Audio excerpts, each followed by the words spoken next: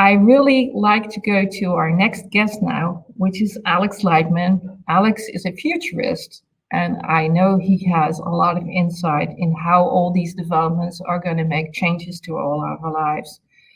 I think he has a lot of reasons why decentralized finance is going to be a success in the very near future, stimulated by the pandemic that we are experiencing worldwide. Alex and I talk on a regular basis about the, I would say, effects of economic and social developments as well as the current pandemic. Alex, I hope Baldwin puts you on the show. I know you're there somewhere. Alex?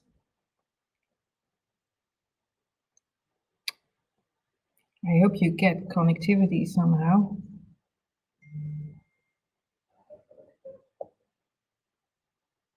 Let me see. I was looking on my phone to see whether he's there. Let me see. I need to stop sharing probably. Is that it? Let me zoom out.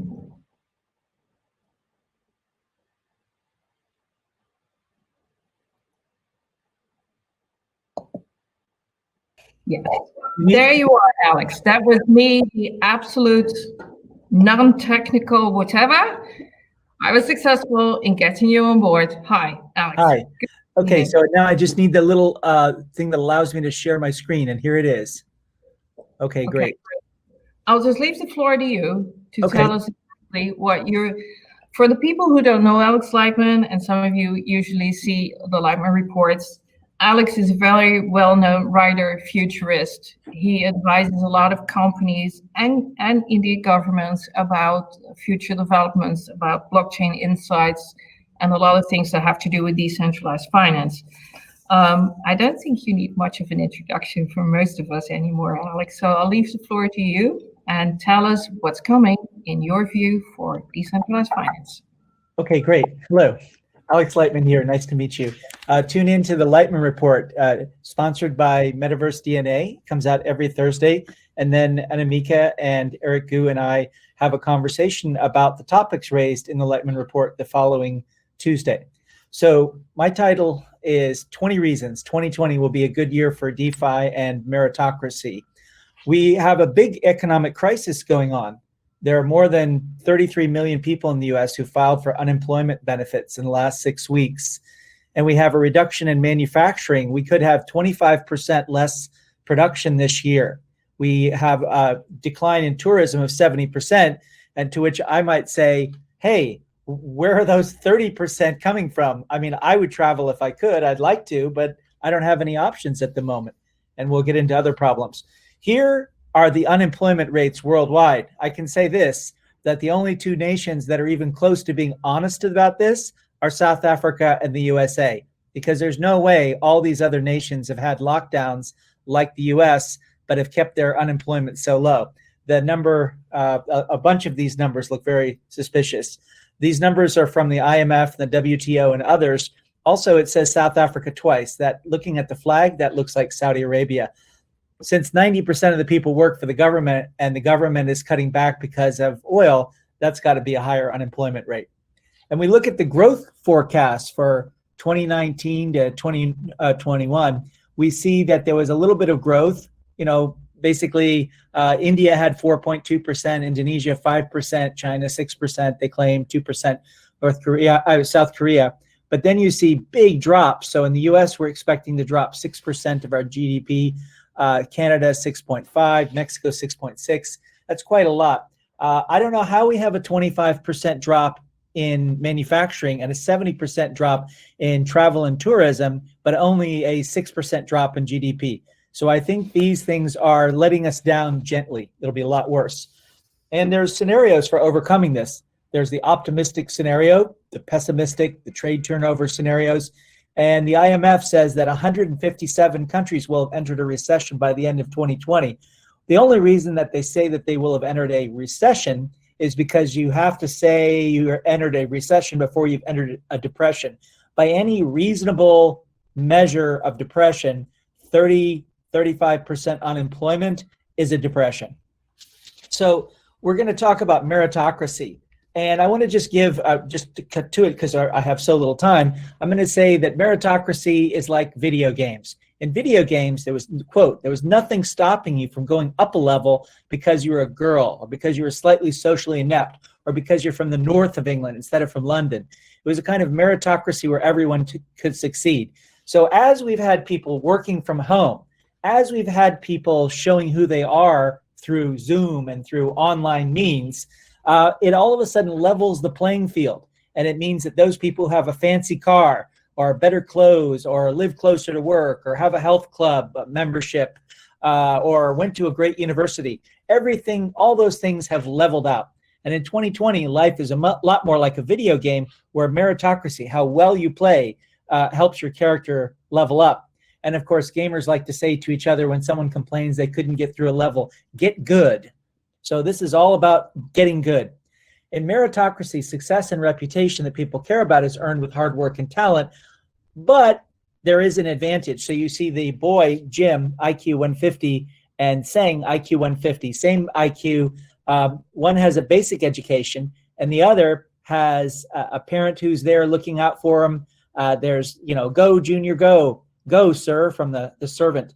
And he's got the latest IT tools, the best books, ISO certified tutors, enrichment programs, and so on. It gets you a lot closer to success. So this is not saying that the level playing field is entirely there, because you can still have a lot of advantages. But I would just say that stack, that latest IT tools, and the ability to access YouTube videos really does level the playing field. Most people I've learned who've learned new skills, I've said, where did you learn that? And 90% plus of the time they say YouTube. So I promised 20 reasons that this will be a good year, and I've given them in small packages. So here's 4 reasons 2020 will be a good year for meritocracy and you. At the level of the individual and company, meritocracy can increase your company's valuation. So even as companies are declining on the stock markets, they can go up, and they can go up even for private valuations. I know people who are getting funding. It can increase your standing as an employee of a company if you're able to shine in media such as this, basically online video conferences. You can also have a chance to find a new job, because instead of just casting your net locally where you are, you can cast your net globally in many cases. You might even got a better job, one that you like better, that pays better, and that gives you more responsibility. And finally, you might even increase your chances of finding a great romantic partner, because people are doing this all online. And while I'm in a relationship that I'm very happy about, a lot of other people who are looking for them have said that they've never had so many great online conversation with potential dates. 2 reasons meritocracy is good for your country and region. Basically, the first is that how countries have handled COVID, how states, how cities have handled it, we now have an objective measure of looking at it.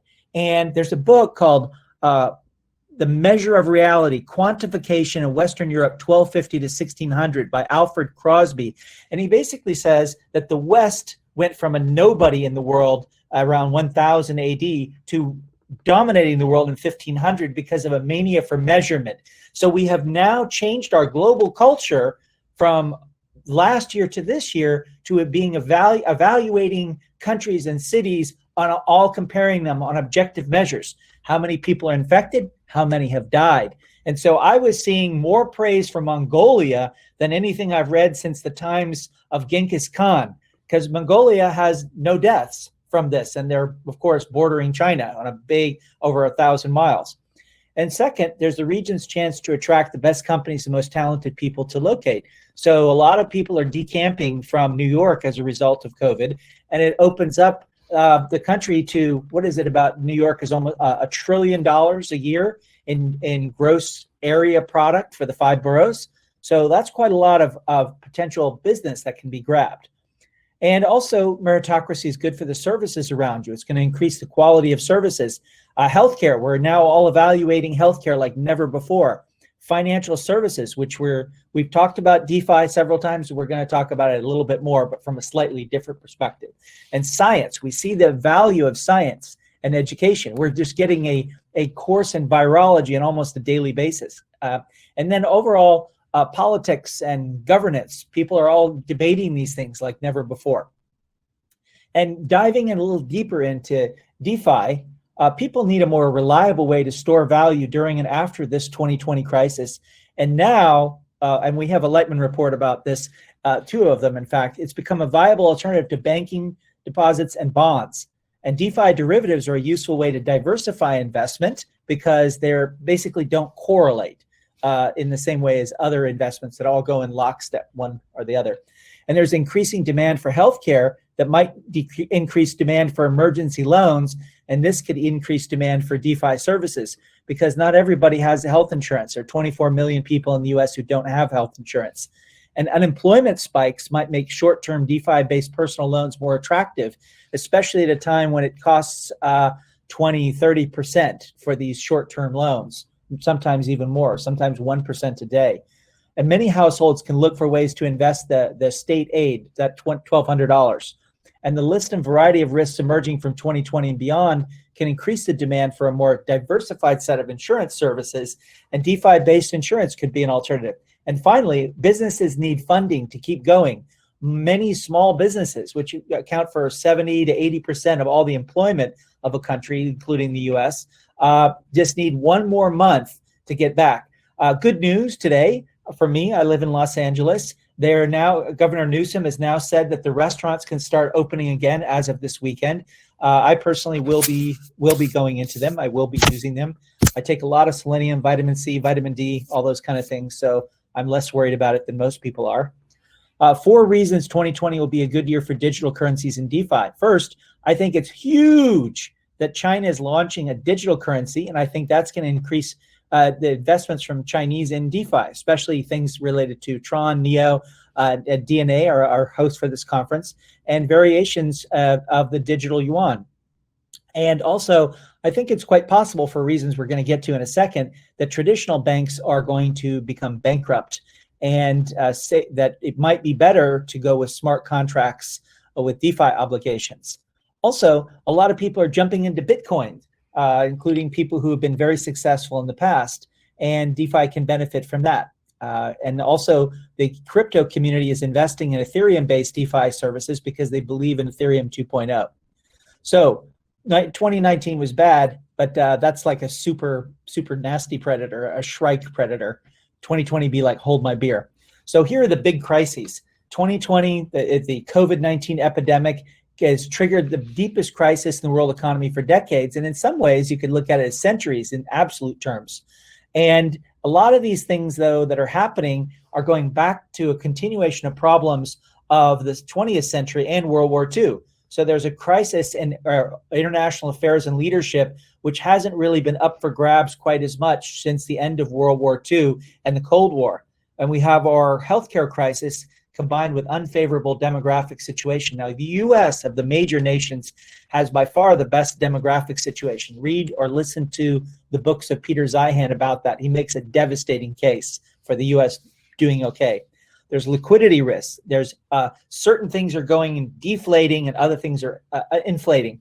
And we have this unemployment tsunami and this global restart and flattening of economic systems. And what's driven the world are these this willingness of the United States to absorb unlimited trade imbalance from every other nation.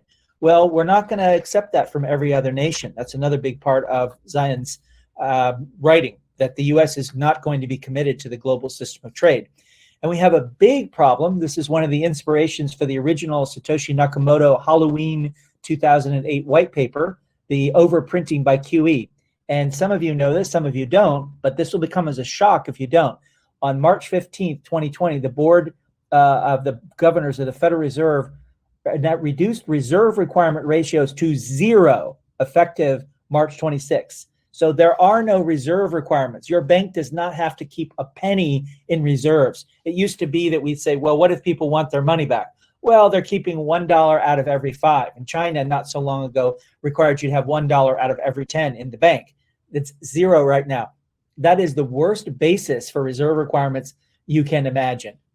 And then we have a big problem. I wrote a whole book on this. I haven't published yet, on food security and the coming disruption. Even before COVID-19 and even before people were plowing plowing crops into fields and taking living cows and putting them in a pit and burying them alive, and just getting rid of tens of billions of dollars of food, we're having this supply chain disruption. And we saw that the Arab Spring happened because of a rise in bread prices and other prices. And COVID-19 is amplifying the risk of a worldwide food price spike. And the cost of a basket, including beans and rice and toilet paper, is up 4.4% in just a month or so. So this crisis is coming, and it's going to lead to the fall of governments, because food crises lead to women and children going to the front lines, and then soldiers typically will not fire on those crowds, and the soldiers quit and the government falls. This happened in the French Revolution. This happened in the Russian Revolution, and it is how major changes happen in the world short of war. We also had the wrong healthcare policy, at least in the United States, but in many other places, because it's so damn expensive. Reduced the hospital beds. People didn't know when to start the lockdown, when to keep them, other viruses coming up, and how do you match all that together? And also this idea of a vaccine as a panacea. We have COVID saying here, my vision is not to kill people per se, but to raise awareness around public health. And the Black Death and the Spanish flu are thinking, like, who is this guy? Well, a lot of people are talking about, oh, vaccine. Bill Gates is spending tens of millions of dollars promoting his medical advice, though he doesn't have a medical degree. But it's worth pointing out that we didn't make a vaccine against the cytomegalovirus, which shreds our immune system gradually over time. That's something that 70% of people have. 70% of people have herpes simplex 1. We never came up with a vaccine for that. We never came up with a vaccine for AIDS or Ebola. And these were big crises. So we can't depend or count on a vaccine coming to get us back to normal.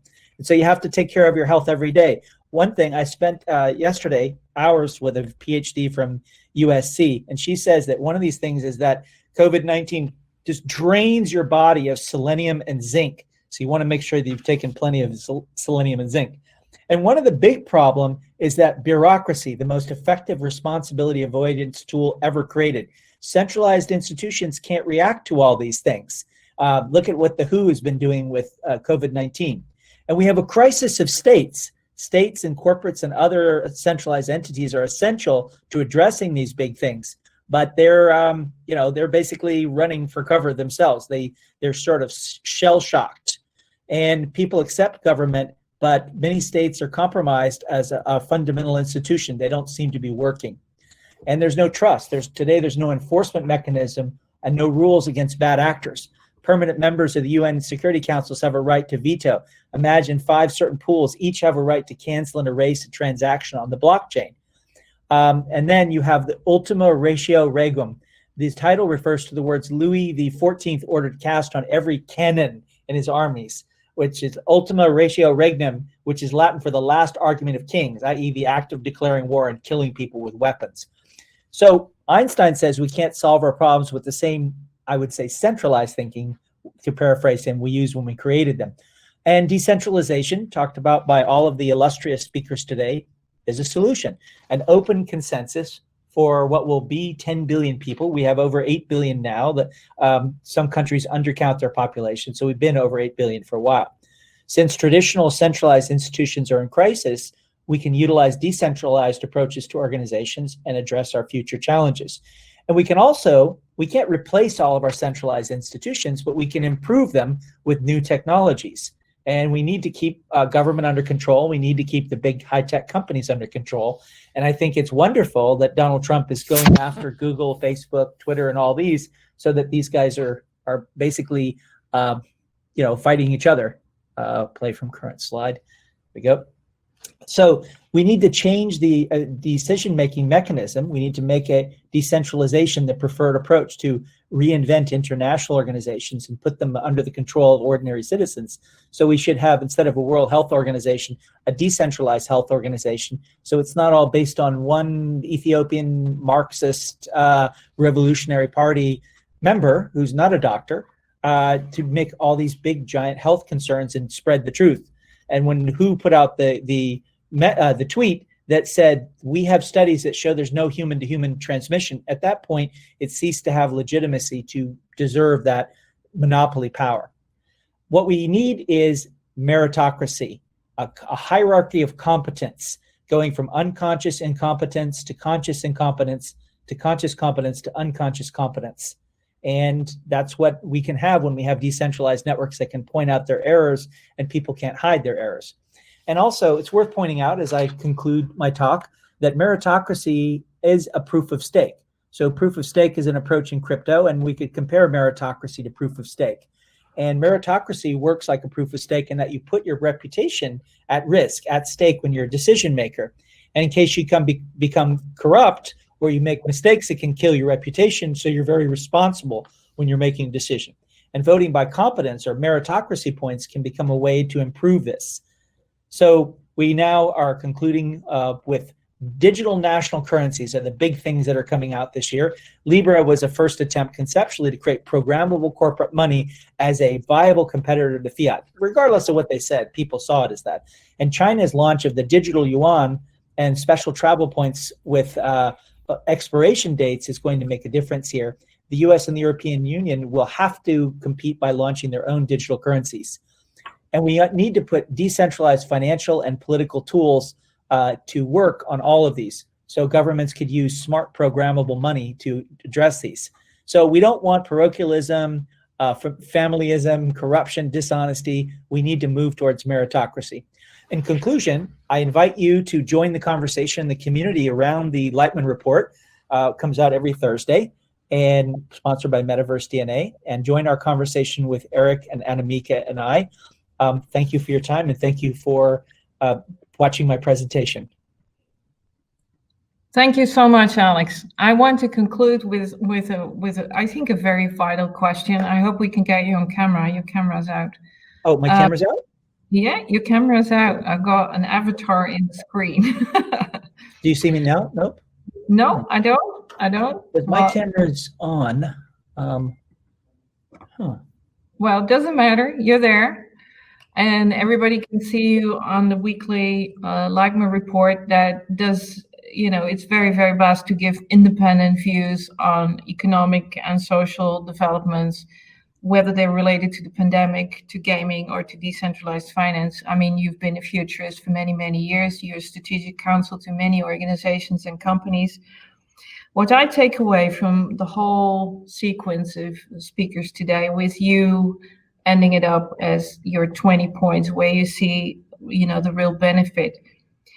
If you look at that enormous situation of no reserves in the traditional financial system, which is one of my major concerns because it's a ticking time bomb.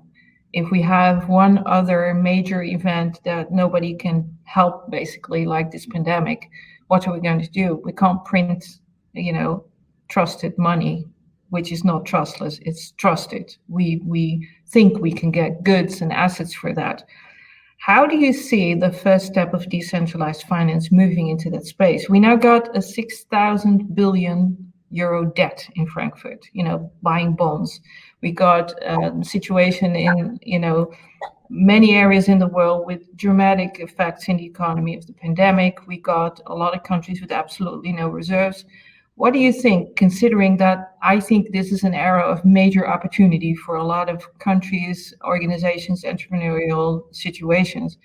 What do you think of the first step that we could take worldwide, actually, I would say? What would be the first step to have decentralized finance move? Well, that's an easy question. You take your phone and you make it your bank.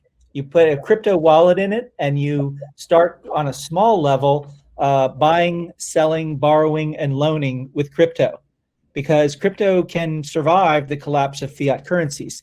And we have this Wikipedia. If you think there's anything permanent about traditional currencies, about fiat currencies, go look at the wiki on dead fiat currencies. It's very long. And one of the things is that there's hidden history in the United States. The Librarian of Congress, Daniel Boorstin, wrote a book called Hidden History. You can literally write books on history that isn't taught anywhere.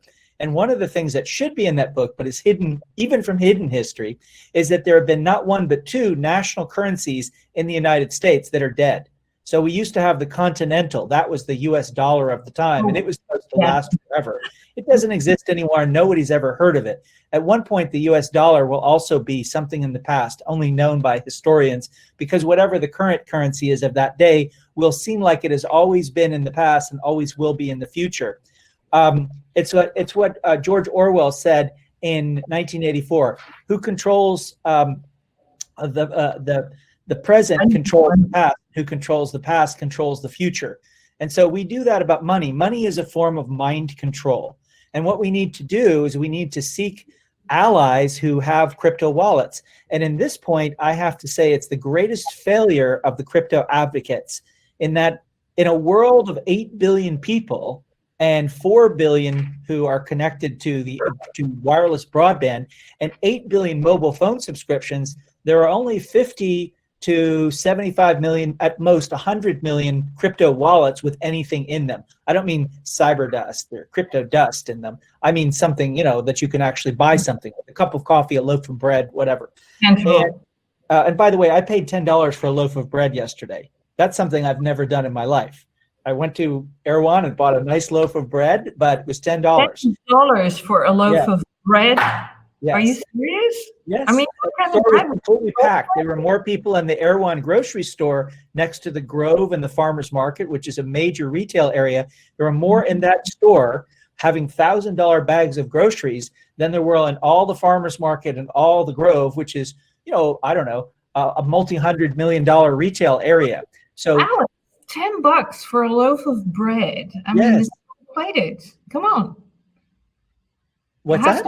It had to be tasting really good to cost. Oh, it is. It's the best. I'll bring you some when I come to the Netherlands. Well, but we have to basically become prophets of wallets. Guy Kawasaki kind of pioneered the role of evangelist when he was out promoting the Mac, and he has a lot of books on it. But ultimately, I think every crypto person needs to get all of their friends and family wallets and start sending them money. And we should start it's very easy to get people in crypto. All you have to do is say, hey, set up this wallet and I'll send you some money.